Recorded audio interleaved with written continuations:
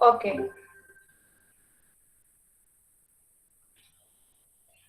आज हम स्टार्ट करते हैं। हमारे पास न्यू सब्जेक्ट, ठीक है। न्यू सब्जेक्ट हमारा कौन सा है? Public finance. हम आज हमारा न्यू फाइनेंस से स्टार्ट करेंगे। So the basic is public finance. Public finance का मतलब क्या होता है? पब्लिक का मतलब तो ऑब्वियसली क्या है, हमारे पास स्टेट है, हमारे पास गवर्नमेंट, ठीक है ना। हम कभी भी एक पब्लिक वर्ड की मतलब करते हैं, हम ये कहते हैं कि पब्लिक पार्क है। तो ये पब्लिक पार्क का मतलब क्या होता है कि ये पार्क ना तो आपका है ना ये मेरा है। हम जितने भी सारे इंडिया में रहने वाले रेजिडेंट हैं, हमारे उन सभी रेजिडेंट का ये पार्क है। Clear? So public finance deals with the income and expenditure of public authorities. तो जो पब्लिक फाइनेंस है वो किससे डील करता है? पब्लिक फाइनेंस डील करता है पब्लिक अथॉरिटीज के इनकम एंड एक्सपेंडिचर से, ठीक है। मोस्ट इजी टॉपिक है, ठीक है। स्टार्टिंग में पब्लिक फाइनेंस का जो टॉपिक है हमारे पास, ये हम फर्स्ट यूनिट का पार्ट है। फर्स्ट यूनिट में देखो पब्लिक फाइनेंस का जो सिलेबस है वो कम है, ठीक है। सिलेबस बेशक कम है लेकिन समझने वाला सिलेबस है, टेक्निकल सिलेबस है। आपको इसमें काफी कुछ अंडरस्टैंड एक बार समझ में आ गया, ठीक है, तो बहुत इजी है इसको करना। देखिए इसमें हमारे पास काफी सारी थ्योरीज देखेंगे कि हमारी गवर्नमेंट कैसे काम करती है, ठीक है। हमारी कौन कौन सी गवर्नमेंट है और वो कौन से लेवल पे फंक्शन करती है। Now the public finance. Public finance deals with the income and expenditure of public authorities. Public finance किससे डील करता है? Public finance डील करता है पब्लिक अथॉरिटीज की इनकम एंड एक्सपेंडिचर से। The main thing is the finance. Finance मतलब क्या होता है? पैसा। यानी आपके पास, ठीक है, इनकम होगी, आपके पास क्या होगा? देखो मैंने इसमें ना कुछ कुछ पॉइंट्स पे अंडरलाइन भी है। So finance deals with the income and expenditure of the public authorities. Clear? So public authorities के पास कितनी उनकी इनकम है और कितना उनका एक्सपेंडिचर है, ठीक है। हम सभी भी ऐसे ही वर्क करते हैं ना कि हमारे पास हमारी इनकम कितनी होगी, हम उसके अकॉर्डिंगली क्या करें, खर्चा करें। हम ऐसे ही करते हैं, तो हमारी गवर्नमेंट भी ऐसे ही करती है, ठीक है। लेकिन हम ये एक हमारा गवर्नमेंट लेवल का देख रहे हैं। So public finance deals with the income and expenditure of the public authorities. The word public is used to signify the government और द स्टेट। जो वर्ड पब्लिक है, ठीक है, पब्लिक हमारे पास यहाँ पे गवर्नमेंट और हमारे स्टेट को सिग्निफाई करने के लिए यूज्ड है। The public authorities include all sorts of the government. Fine. So अगर मैं बोल रही हूँ यानी कि पब्लिक अथॉरिटीज, ठीक है, तो पब्लिक अथॉरिटीज में चाहे आपके पास सेंट्रल हो, चाहे आपके पास स्टेट हो, चाहे आपके पास लोकल हो, it mean the public authorities includes all types of the government. So public finance deals with the finance of the government. तो जो पब्लिक फाइनेंस है किससे डील करता है? पब्लिक फाइनेंस डील्स करता है with the finance of the government. It means कि government के फाइनेंस से डील करेगा। सो public finance deals with the finance of the government, यानी कि like the central, state and the local. कौन कौन से गवर्नमेंट के फाइनेंसेस हैं? ठीक है, सेंट्रल है, स्टेट है, ठीक है। हमारे पास मेन ये हमारी गवर्नमेंट है। हमें पता है कि हमारी गवर्नमेंट 3 लेवल की होती है, ठीक है। एक हमारी होती है सेंट्रल, यानी कि जो हमारी कौन सी है, केंद्र पे है। एक हमारी स्टेट है। स्टेट कौन सी होती है? जो हमारे राज्य पे है। And then the local. Local कौन सी होती है? जो कि हमारे बिल्कुल विलेज लेवल पे होती है। Hence, it can be said that public finance deals with the finances of the governments, central, state and the local. Clear? देखो एक एक चीज को मैं आपको इसीलिए बता रही हूँ, समझा रही हूँ, क्योंकि अभी तक हमने स्टार्टिंग में हमें इसकी डेफिनेशंस को कवर करना है, ठीक है। देखो हमें इस चैप्टर में सिर्फ इतना ही, इस जो हमें इस सब्जेक्ट की बात कर रहे हैं, हमें इस सब्जेक्ट में खाली इनकम और एक्सपेंडिचर के पॉइंट को भी नहीं समझना। हमें बहुत सारी गवर्नमेंट की कौन कौन सी मतलब एक्टिविटीज हैं, गवर्नमेंट की इकोनॉमिक एक्टिविटीज कौन कौन सी हैं, हमें उन सभी लेवल को समझना है। So not only the income and expenditure of the state are studied under it. इसके अंदर खाली हम इनकम और एक्सपेंडिचर की, स्टेट की इनकम और एक्सपेंडिचर को ही नहीं समझेंगे, but also the economic activities of the government, हम गवर्नमेंट की इकोनॉमिक एक्टिविटीज को भी समझेंगे। Clear? So not only the income and expenditure of the state are studied under it, but also the economic activities of the government regarding the special economic objective, यानी कि regarding एक special economic objective के regarding हम government की economic activities को भी समझेंगे। यानी कि हमें और इसमें क्या क्या स्टडी करना है, हमें इसमें price stability, distribution, equal distribution of the income and wealth, income और वेल्थ का, इनकम एंड वेल्थ का equal distribution, economic development, full employment, price stability are also studied. हम इन सब में भी क्या करेंगे, स्टडीड करेंगे। Clear? Now the definition of the public finance. Public finance के डेफिनेशन, ठीक है, यानी पब्लिक फाइनेंस की डेफिनेशन क्या है? Public finance is a very old science and हंस under economist have defined it in their own ways. ठीक है, यानी कि पब्लिक फाइनेंस की क्या है, एक मतलब अपनी खुद की साइंस है, और यानी कि डिफरेंट इकोनॉमिस्ट ने इन्हें अपने अपने तरीकों से क्या किया है, डिफाइन किया है।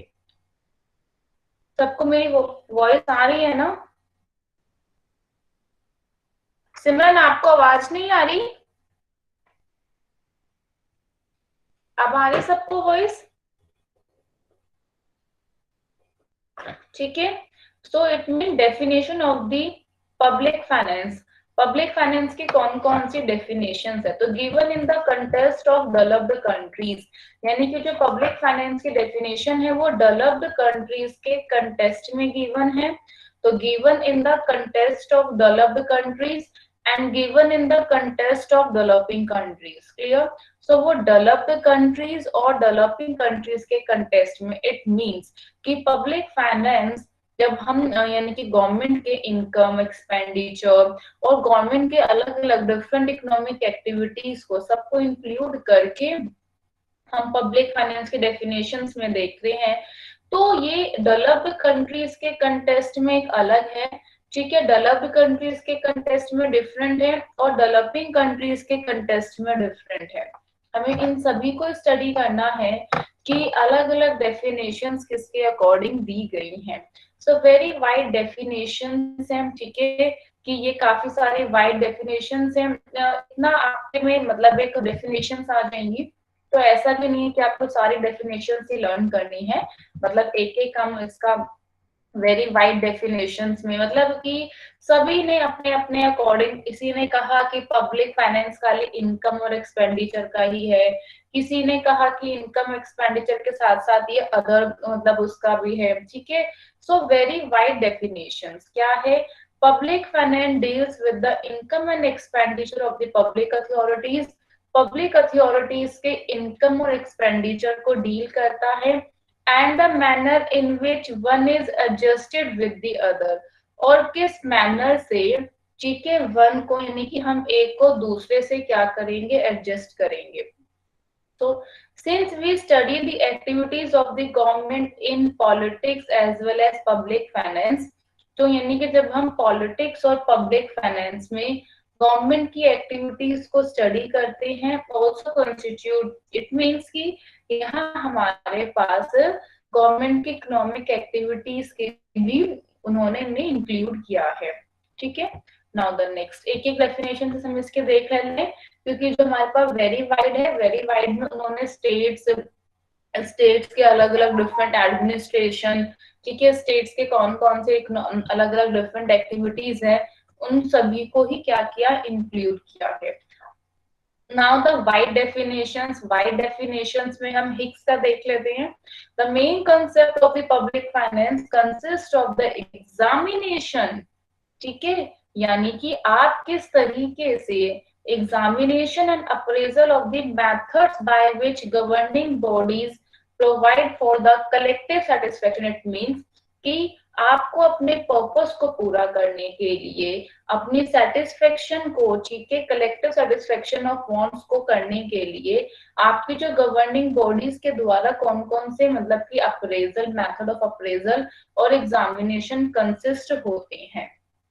तो वाइड डेफिनेशन क्या कहती है? वाइड डेफिनेशन कहेंगी the main concept of public finance consists of the examination and appraisal of the methods, ठीक है, यानी कि एग्जामिनेशन और मेथड्स का अप्रेजल से कंसिस्ट होगा, by which governing bodies provide for the, जिसके द्वारा गवर्निंग बॉडीज प्रोवाइड करेगी for the collective satisfaction of bonds की collective satisfaction and secure the necessary funds to carry out their purposes. Clear? It means आपके पास कितना पैसा है, ठीक है, आपकी बॉन्ड जो कि हमारे पब्लिक यानी कि जो भी गवर्नमेंट करना चाहती हैं उनकी, उन्हें प्रोवाइड करे, उन्हें देखिए क्या गवर्नमेंट ने जो इनकम थी और उस इनकम को गवर्नमेंट ने इन्वेस्ट किया है, क्या वो सही तरीके से इन्वेस्ट किया है या नहीं। अगर उन्हें को और कहीं इन्वेस्ट करना है तो नेसेसरी फंड्स जो होंगे वो कहाँ से आएंगे, ठीक है, और जो नेसेसरी फंड्स होंगे वो कहाँ से आएंगे, तो उसके मेथड्स का अप्रेजल और examination. So the main concept of public finance consists of the examination and appraisal of the methods by which governing bodies provide for the collective satisfaction of the bonds. Clear? Now the next is a narrow definition. Narrow definition में हम already cover कर चुके हैं अपना, जो कि हमने अभी above में study किया था, क्या था? The public finance deals with the finance of the public as a organized group. तो जो पब्लिक फाइनेंस है डील्स करता है पब्लिक के फाइनेंस के साथ, तो public finance deals with the finance of the public as an organised group under the institution of the government. तो गवर्नमेंट के इंस्टीट्यूशंस के अंदर ऑर्गेनाइज्ड ग्रुप के पब्लिक फाइनेंस के साथ डील करता है, ठीक है। It deals only with the finance of the government, ये गवर्नमेंट के खाली फाइनेंस से डील करता है। सिंपल मतलब है कि जितने भी हमारे गवर्नमेंट के ऑर्गेनाइज्ड ग्रुप्स हैं उनके खाली फाइनेंसेस है, यानी कि उनके पास इनकम है, कैसे आएगी इनकम, कहाँ कहाँ से हम इनकम को रेज कर सकते हैं, एक्सपेंडिचर। तो इसकी डेफिनेशन बहुत ही नैरो डेफिनेशन है। इट मीन्स कि अलग अलग ने, ठीक है, अपनी जो डेफिनेशंस है तो अलग अलग डेफिनेशंस दी गई हैं। अब है मॉडर्न डेफिनेशंस क्या कहती हैं। अब हम इसके जो ये मेन मॉडर्न डेफिनेशंस हैं, ठीक है, हम इसका ये डेफिनेशंस रीड कर लेते हैं, ठीक है, जो अब हमारी जनरल डेफिनेशंस हैं पब्लिक फाइनेंस की, ठीक है, क्योंकि इस डेफिनेशंस में ऑलमोस्ट आपका हर पार्ट क्या है कवर है। So public finance is that branch of the economist.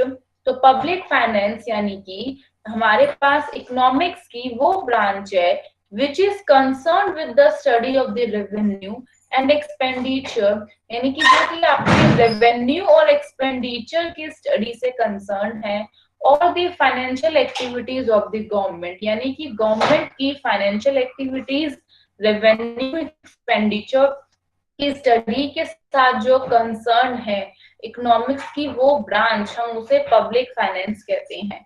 तो public finance is that branch of the economics which is concerned with the study of the revenue and expenditure. It means कि revenue, अब हमें एक जो हमारे पास next unit है, ठीक है, ये कंप्लीटली आपके यूनिट वाइज है, तो हमें उसमें आपके पास पब्लिक रेवेन्यू भी फिर कंप्लीट करेंगे। आपने देखा होगा, अगर आपने अपना सिलेबस में देखा है तो हमें पब्लिक रेवेन्यू भी कवर करना है और पब्लिक एक्सपेंडिचर भी हमें कवर करना है। And then the financial activities, it also studies the theory of the public debt. Exactly हमें पब्लिक डेट की कौन कौन सी थ्योरीज हैं, ठीक है, अगर कोई भी एक्सपेंडिचर, इट मींस कि खर्चा अगर हमारा ज्यादा होता है और हमारी इनकम कम है तो क्या होगा, तो हमारे पास डेट होगा, ठीक है, तो हमें उस डेट को कैसे कम करना है। So it also studies the theory of the public date, हमें पब्लिक डेट की थ्योरीज को स्टडी करना है। हमें economic growth and stability in distribution of the resources, resources के डिस्ट्रीब्यूशन में इकोनॉमिक ग्रोथ और उसकी स्टेबिलिटी को भी हमें स्टडी करना है। क्लियर हुआ? अब है definition in the contest of the developing countries. Developing countries के कंटेस्ट में, अब हमने स्टार्टिंग में देखा था कि डेवलप्ड कंट्रीज और डेवलपिंग कंट्रीज के कंटेस्ट की हमें डेफिनेशंस में देखना है। So public finance is the study of all those fiscal activities, क्योंकि मैं डेवलपिंग कंट्रीज के लिए बात कर रही हूँ। डेवलपिंग कंट्रीज में हमारे पास क्या है, हमारे पास वो सभी चीजें जिससे मेरी इनकम इंक्रीज हो सके, ठीक है। तो यानी कि वो सभी एक्टिविटीज, चाहे वो मेरी एक्टिविटीज फिस्कल एक्टिविटीज है, ठीक है, चाहे वो मेरी एक्टिविटीज मॉनेटरी एक्टिविटीज है। So public finance is the study of those fiscal activities. Public finance वो फिस्कल एक्टिविटीज की स्टडी करना which are concerned to bring rapid increase in the level of full employment, जो कि full employment के level में increase कर सके, ठीक है। यानी कि इट मीन्स की, क्योंकि हमारे पास डेवलपिंग कंट्रीज में और डेवलप कंट्रीज में पब्लिक फाइनेंस का डिफरेंट सेंस है, क्योंकि पब्लिक फाइनेंस अगर मैं डेवलपिंग कंट्रीज में बोलती हूँ तो उसमें हमारे पास हमें एम्प्लॉयमेंट को इंक्रीज करना मेन है, क्योंकि डेवलपिंग कंट्रीज में हमने हमारे जीडीपी को, हमें हमारे गुड्स को, एम्प्लॉयमेंट को, इन सबको रैपिडली क्या करना है, इंक्रीज करना है। क्योंकि और हमें जितनी भी सारी एक्टिविटीज होंगी, so our activities are completely based on our the level of the full employment, that how to achieve that level of the full employment. But in the developed countries, our main concern is not on the activities which will enhance the level of the full employment, but our main concern is to equalize that revenue and the expenditure, that how to invest that expenditure wisely, कि हमें उन amount को किस तरीके से wisely invest करना है। And the definition in the context of the developing countries. So public finance is the study of those fiscal activities, वो सभी fiscal activities की study है which are concerned to bring a rapid increase in the level of full employment, जो कि price stability के साथ full employment के level में इंक्रीज करने के कंसर्न है। नेक्स्ट है scope of the public finance. Public finance के कौन कौन से स्कोप है, अगर हम पब्लिक फाइनेंस के सब्जेक्ट मैटर या हम पब्लिक फाइनेंस के स्कोप या जो भी सब्जेक्ट मैटर है उसके लिए स्टडी करते हैं, हमें इन सभी के लिए स्टडी करना है। आप अपना सिलेबस भी देख सकते हैं, ठीक है। Public revenue, public debt, public expenditure and then जो हमारे पास फिफ्थ यूनिट होगी, ठीक है, उनको हमें स्टडी करना है। लाइक हमारी फाइनेंशियल एडमिनिस्ट्रेशन है, federal resources हैं, clear? So number one, it means over the years subject matter of the public finance has expanded greatly, क्योंकि over the year जो public finance का जो matter है वो क्या हो गया, वो बढ़ गया है obviously, क्योंकि इसका जो हमारे पास expenses हैं वो सभी कुछ क्या हो गई हैं, enhance होंगे, और हमें जितना आप क्या रहोगे, अनबैलेंस रहोगे। आप बैलेंस कब रहोगे कि जब आपका रेवेन्यू और आपका एक्सपेंडिचर इक्वल है। जब आपका रेवेन्यू और आपका एक्सपेंडिचर बैलेंस इक्वल है तो आप बैलेंस रहोगे। जब आपका एक्सपेंडिचर जो है रेवेन्यू इक्वल नहीं है, या तो आपका एक्सपेंडिचर ज्यादा हो, ठीक है, या आपका रेवेन्यू ज्यादा हो, ठीक है, और मेनली हम सबके एक्सपेंडिचर्स क्या होते हैं, ज्यादा है, तो इट मींस कि हमारे पास अलग कंसेप्ट, ठीक है, अलग की लाइक कंसेप्ट का मतलब क्या है कि लाइक पब्लिक डेट अराइज हुआ। पब्लिक डेट यानी कि जब हमारे पास expenditure is more than the our public revenue. Financial administration, क्योंकि हमारा रेवेन्यू कम है, हमें उसको किस तरीके से क्या करना है, प्रिपेयर करना है बजट में, ठीक है, उनको बजट की प्रिपरेशन करना, वेरियस टाइप्स ऑफ बजट, ठीक है, war finance, development finance etcetera. Now the number one is the public finance, public expenditure. Under the public expenditure we study the various principles, ठीक है, कौन कौन से प्रॉब्लम्स हैं, ठीक है, एक्सपेंडिचर को करते समय हमारे पास कौन कौन से हमें प्रिंसिपल्स का ध्यान रखना है। हमें क्या देखना है कि मैं इसमें से ये जो हमारे पास consolidated fund of the India में से मैं कहाँ कहाँ इन्वेस्ट कर सकती हूँ, ठीक है, कि मुझे कौन से अमाउंट को कहाँ से इन्वेस्ट लेके करना है।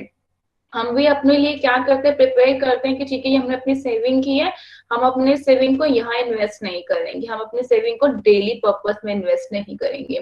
तो उसी तरीके से पब्लिक अथॉरिटीज के भी द्वारा क्या होते हैं कि उनके वेरियस प्रिंसिपल्स हैं, उनके इफेक्ट्स हैं and the problems of the expenditure, और उनके एक्सपेंडिचर्स के जो भी प्रॉब्लम्स है, इफेक्ट्स है और वेरियस प्रिंसिपल्स है.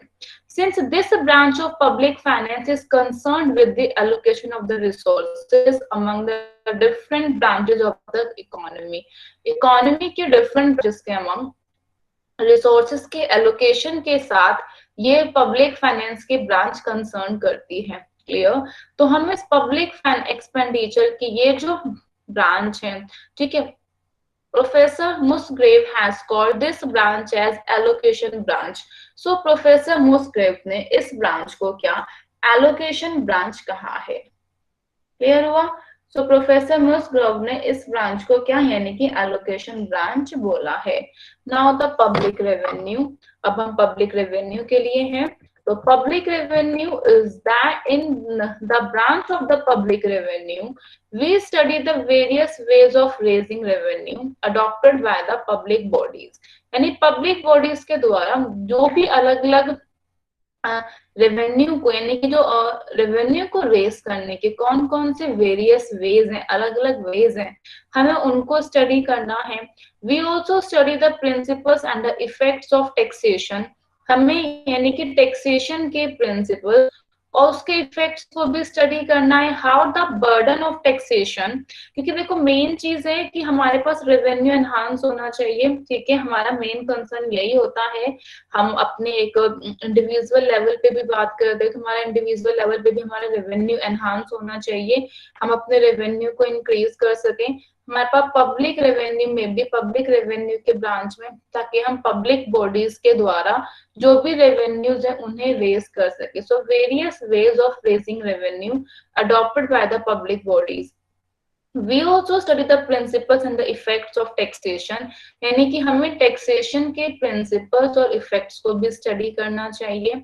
How the burden of taxation is distributed among various classes in the society. कि सोसाइटी में वेरियस क्लासेस के अमंग, ठीक है, हम टैक्सेशन के बर्डन को कैसे कम कर सकते हैं. सो taxation burden of taxation is distributed among the various classes in the society. कि सोसाइटी में वेरियस क्लासेस के अमंग हम टैक्सेशन के बर्डन को कैसे क्या करेंगे, डिस्ट्रीब्यूट करेंगे. कि हमें टैक्सेशन का जो मेन प्रिंसिपल्स है कि हमें हाई लेवल ऑफ इनकम से ज्यादा टैक्स चार्ज करना है, लो लेवल इनकम पे हमें क्या करना है, उनसे टैक्स हमें कम लेना है. सो इसीलिए हम इस ब्रांच को डिस्ट्रीब्यूशन ब्रांच भी कहते हैं. कि हमें क्या करना है, प्रॉपर डिस्ट्रीब्यूशन करना है. ठीक है, हमें क्या करना है कि इनकम और वेल्थ हमारी क्या हो, इक्विटेबल हो, यानी कि उनका जो डिस्ट्रीब्यूशन है वो अनफेयर ना हो, वो equitable distribution. So I hope आप सभी को इसका मतलब पता है. जैसे नहीं पता आप पूछ लीजिए. ठीक है, तो इसीलिए हमने पब्लिक एक्सपेंडिचर को एलोकेशन ब्रांच कहा है. और पब्लिक रेवेन्यू को हमने क्या बोला है, पब्लिक रेवेन्यू को हमने डिस्ट्रीब्यूशन ब्रांच बोला है. So this branch of the public revenue public finance is termed as the distribution branch by Professor Musgrave because government taxation policies generally aim at equitable distribution of the income and the wealth. क्योंकि जो government की taxation policies हैं उनका generally M क्या होता है, income और wealth का इक्वल डिस्ट्रीब्यूशन के लिए, along with the economic development. यानी इकोनॉमिक डेवलपमेंट के साथ इनकम और वेल्थ का इक्वल डिस्ट्रीब्यूशन उनका मेन कंसर्न है. That is why this public revenue function या फिर this branch is also known as a distribution branch. Clear? ठीक है, देखो ये बहुत ये बेसिक है. ठीक है ना, आज का हमारा जो ये हमारा ये कंटेंट है कंप्लीटली आपके खाली जो सब्जेक्ट का जो हेडिंग्स है, सब्जेक्ट्स क्या है एक्चुअल में पब्लिक फाइनेंस में क्या क्या इंक्लूड करेगा, और हमें आगे चल के आप उसके टॉपिक्स वाइज उसके यूनिट्स को भी देख सकते हैं. हमें पब्लिक रेवेन्यू एक सेपरेट ब्रांच है, एक सेपरेट यूनिट है. पब्लिक एक्सपेंडिचर हमारी एक सेपरेट यूनिट है, सेपरेट ब्रांच है. ठीक है, अब है कि पब्लिक डेट क्या होता है. This part deals with the study of the various principles and the methods of raising debt and their economic effects. It also deals with the methods of repayment and management of public debt. यानी कि ये public debt की management और repayment के method से भी deal करेगा. ठीक है, क्योंकि हमारे पास है थर्ड में हमने क्या देखा, पब्लिक डेट। ये कब अराइज होता है बताइए, पब्लिक डेट हमारे पास तभी अराइज होगा कि जब हमारे पास रेवेन्यू क्या है, कम है। इट मीन्स कि मेरे खर्चे ज्यादा हैं, तो उस केस में हमारे पास क्या होगा, उस केस में हमारे पास क्या होता है कि हमें कहीं ना कहीं से अब वो जो गवर्नमेंट को तो अपने एक्सपेंस को मीट करना है। अब गवर्नमेंट को तो अपने एक्सपेंसेस को मीट करना है, ठीक है, तो उनको क्या करना पड़ेगा, डेट लेना है, यानी कि उनको लोन लेना है। तो this part deals with the study of the various principles कि हमें कैसे अपने डेट को रेस करना है। डेट को रेस करने के कौन कौन से प्रिंसिपल्स हैं, कौन कौन से मेथड्स हैं, and they are the economic effects. अगर हम इस पर्पस के लिए डेट यहाँ से लेते हैं तो उसका ये इफेक्ट होगा, अगर हमने इस पर्पस के लिए डेट को यहाँ से लिया उसका ये इफेक्ट होगा। So it also deals with the methods of repayment and management of public debt. तो ये पब्लिक डेट के रीपेमेंट और मैनेजमेंट के मेथड से भी डील करता है, ठीक है। So it also deals with the methods of repayment and the management of public debt. Now the fourth is the financial administration। obviously बिना किसी एडमिनिस्ट्रेशन के कि हमें, क्योंकि देखो एडमिनिस्ट्रेशन का मेन पर्पस क्या होता है, डिफरेंट, ठीक है ना, पॉलिसीज को फ्रेम करना। तो आप बिना किसी एक एडमिनिस्ट्रेशन से, क्योंकि जो कि सब कुछ को मैनेज कर सके, ठीक है ना, कि हमें ये काम इस समय करना है, हमें ये वर्क करना है, देखो अलग अलग होते हैं, ठीक है, करने वाले अलग होते हैं और जो प्लान करते हैं वो अलग होते हैं, क्योंकि एक ही पर्सन दोनों एक्टिविटी को, दोनों काम को नहीं कर सकता, ठीक है, कि वो सोचे भी और वो उस काम को करे भी, ठीक है। तो फाइनेंशियल एडमिनिस्ट्रेशन की हमें हमारी इकोनॉमी में कंप्लीटली रिक्वायरमेंट है। The branch of the financial administration deals with the method of the budget preparation. अब आपको मेन प्रिपेयर क्या करना है, बजट, कि हमें आगे जाके नेक्स्ट ईयर में इतना खर्चा करना है, ठीक है, हमें यहाँ यहाँ इन्वेस्टमेंट करनी है, और various types of budgets, war finance, ठीक है, वॉर के लिए हमारे पास क्या करना है, finance, development finance etcetera. The financial administration refers to the mechanism. Financial administration refers करता है मैकेनिज्म बाय विच, जिसके द्वारा different financial functions are carried out, जिसके द्वारा हम अलग अलग डिफरेंट फाइनेंशियल फंक्शंस को कर सकते हैं। So financial administration refers to the mechanism. Financial administration refers करता है उस मैकेनिज्म के बाय विच, जिसके द्वारा different financial functions are carried out, कि हम अलग अलग डिफरेंट फाइनेंशियल फंक्शंस को कर सकते हैं। So number one is the public expenditure, second is the public revenue, next is the public debt, and then fourth is the financial administration. Clear? The fourth is about the financial administration, and fifth is the economic stabilization. So please remember, economic stabilization और हमारा growth ही हमारे government के economic policy का main purpose है, main expect है। हम क्या चाहते हैं, हम चाहते हैं कि जितनी हमारी, ठीक है, इनकम हो उतने ही हम क्या कर सके, अपने एक्सपेंसेस को कर सके, या फिर हमारे अगर खर्चे ज्यादा है तो हमारी इनकम को हम क्या करें, बढ़ाएं, अपनी इनकम को इंक्रीज करें। सो उसके लिए भी गवर्नमेंट ने क्या किया, गवर्नमेंट चाहती है कि इकोनॉमिक स्टेबलाइजेशन हो, हमारे इकोनॉमी में क्या हो, ग्रोथ हो, ठीक है, कोई भी इकोनॉमी में ऐसे नहीं है कि हमारे पास इकोनॉमी में इनबैलेंस ना हो। So economic stabilization, nowadays economic stabilization and growth are the two aspects of the government's economic policy। तो ये हमारे गवर्नमेंट्स के इकोनॉमिक पॉलिसी के टू एस्पेक्ट्स हैं, ध्यान रखना। So economic stabilization and the growth are the two aspects of the government's economic policy which has got a significant place in discussion related public finance theory। Discussion related public finance theory में इन्होंने एक significant place लिया है। This part describes various economic policies and other measures adopted by the government to bring about economic stability in the country। कह रहे हैं कि country में इकोनॉमिक स्टेबिलिटी को ब्रिंग करने के लिए गवर्नमेंट के द्वारा कौन कौन से अदर मेजर्स, ठीक है, या फिर other economic policy. It means कि क्या गवर्नमेंट ने भी इकोनॉमिक स्टेबिलिटी को करने के लिए बहुत सारे इकोनॉमिक यानी कि प्रिंसिपल्स, पॉलिसीज, मेजर्स बनाए होंगे, उन्हें अडॉप्ट किया होगा, तो उन्हीं सबको हमें क्या करना है, एनालाइज करना है। So this part describe the various economic policies and other measures adopted by the government to bring about economic stability in the country. Next is the sixth is the federal finance. Six क्या होता है, federal finance है, ठीक है। Federal finance क्या होगा, in the subject matter of the public finance, distribution of the source of the income and expenditure between the central and the state government, ठीक है। इट मीन्स कि हमारे पास कि federal system of the government में हमें centre of the state government के बीच में कौन कौन से इनकम और एक्सपेंडिचर के सोर्स का डिस्ट्रीब्यूशन है। So distribution of the source of the income and expenditure between the center and the state government. So this branch of public finance, तो पब्लिक फाइनेंस की इस ब्रांच को हम क्या बोलेंगे, यानी कि popularly known as federal finance, ठीक है। कि कैसे डिस्ट्रीब्यूशन करे, ठीक है। देखो एक होता है कि फाइनेंशियल एडमिनिस्ट्रेशन ने आपको बता दिया, ठीक है, प्रिपेयर कर दिया, आपके पास वेरियस टाइप्स ऑफ आपका बजट। अब नेक्स्ट क्या करना है कि उस अमाउंट को क्या करना है, डिस्ट्रीब्यूट करना है।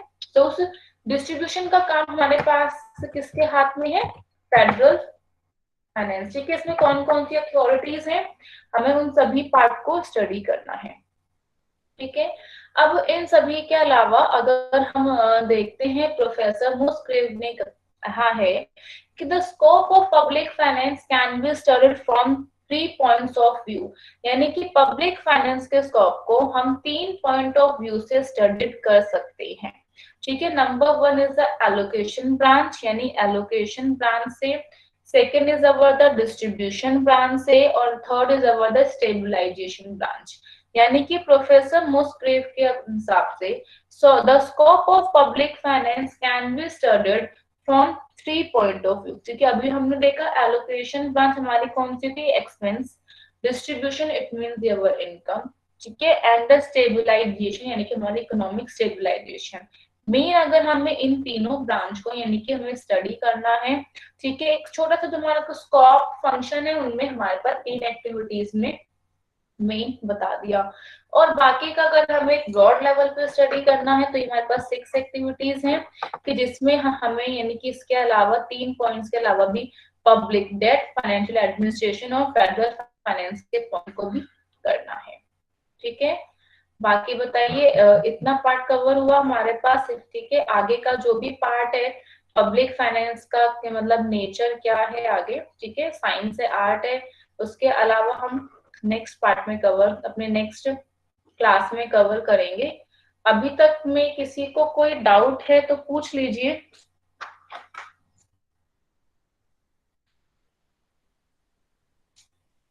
आज की क्लास के लिए इतना ही। Anyone having any kind of the doubt, किसी को कोई भी डाउट है? No, okay.